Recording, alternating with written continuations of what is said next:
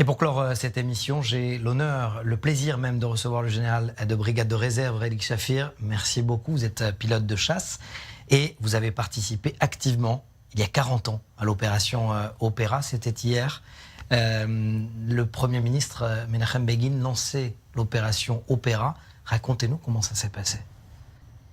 Well, we prepared for that mission for Nous nous sommes préparés pour cette mission pendant plus de 6 mois. Le F-16 était un nouvel appareil dans l'armée de l'air et nous nous sommes entraînés pour une mission longue distance, même si nous ne savions pas ce que serait cette mission. 6 mois avant, à la fin de l'année 1980, on nous a expliqué en quoi consistait la mission. On nous a dit que c'était top secret et nous avons signé plusieurs accords de confidentialité. Nous avons commencé l'entraînement pour la mission. J'étais le numéro 7 sur les 8 appareils et Ilan Ramon, qu'il repose en paix, était mon ailier. Il était numéro 8. May he rest in peace, was my wingman, he was number 8. Et ça se passe comment? Une fois que vous êtes sur le tarmac et vous êtes prêt à partir, on sait comment je parle, l'infanterie, mais comment ça se passe dans les airs? Chacun, c'est à la queue leu-leu, comment ça se passe exactement? It was 4 and 3 minutes in the afternoon of that Sunday, 40 years ago. C'était il y a 40 ans, un dimanche après-midi à 16h03.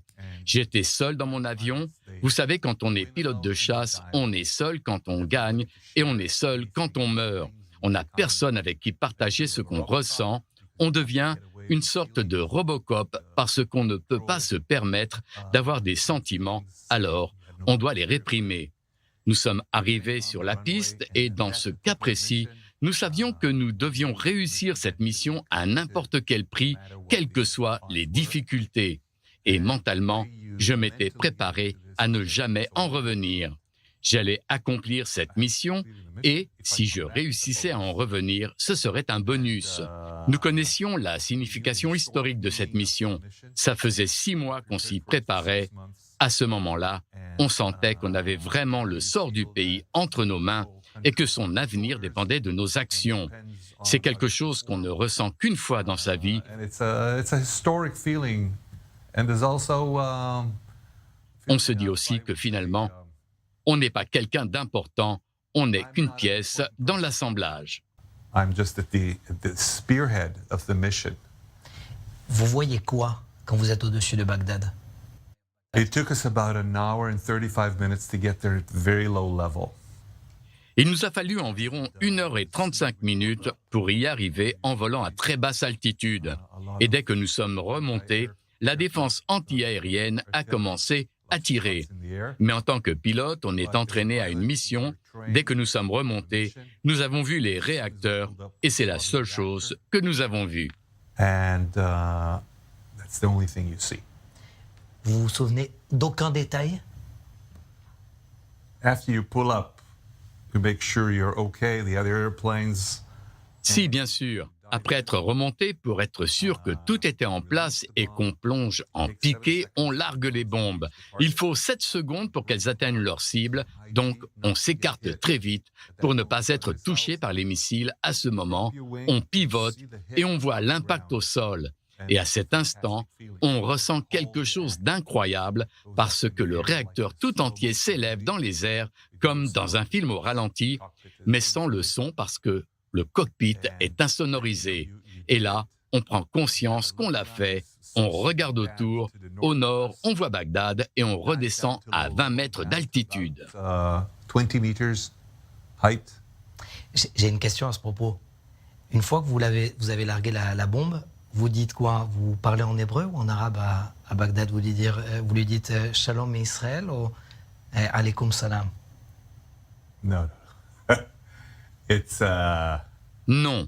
Vous savez, à ce moment, c'est notre vie qui est en jeu. Vous savez, 50 secondes entre le moment où vous êtes à basse altitude, à 20 mètres du sol, où vous remontez et où vous redescendez à l'abri des tirs et des missiles.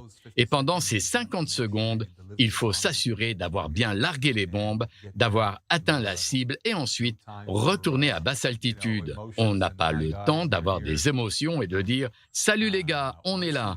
Non, une fois qu'on est sorti de la zone, on commence à prendre conscience de ce qu'on a fait. On relâche un peu la pression, on crie dans le cockpit parce qu'on est heureux d'être encore en vie et il reste 1h30 de vol pour rentrer. Donc, on espère qu'on aura assez de carburant pour pouvoir atterrir. Je vous ai jamais posé cette question, mais une fois que vous étiez sur le tarmac en Israël, combien de temps cela vous a mis pour appeler votre mère ou votre père? There were no cell phones at the time. And we couldn't call out. Il n'y avait pas de téléphone portable à cette époque et on ne pouvait pas passer d'appel depuis la base. Donc, j'ai appelé mon père un peu plus tard cette nuit-là. Il faut savoir que je porte le prénom de mon grand-père et que ma fille aînée porte le prénom de ma tante.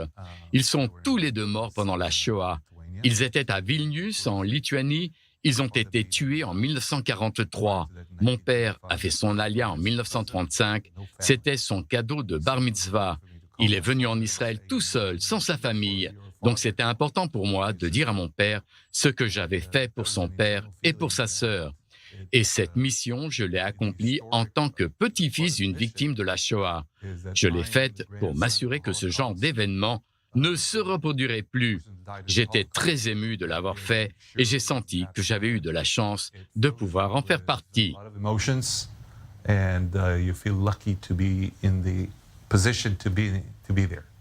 Dernière question. Cette semaine, il y a eu un entraînement à l'étranger des F-35 pour la première fois. Est-ce que vous avez des fourmis dans les mains quand vous voyez ces mastodontes d'acier dans les airs? You know, it's the kind of thing that, Vous savez, c'est particulier. C'est comme si on présentait la relève à un sportif qui a excellé dans sa discipline par le passé. Oui, ça vous démange. Vous avez envie d'être sur place, de participer.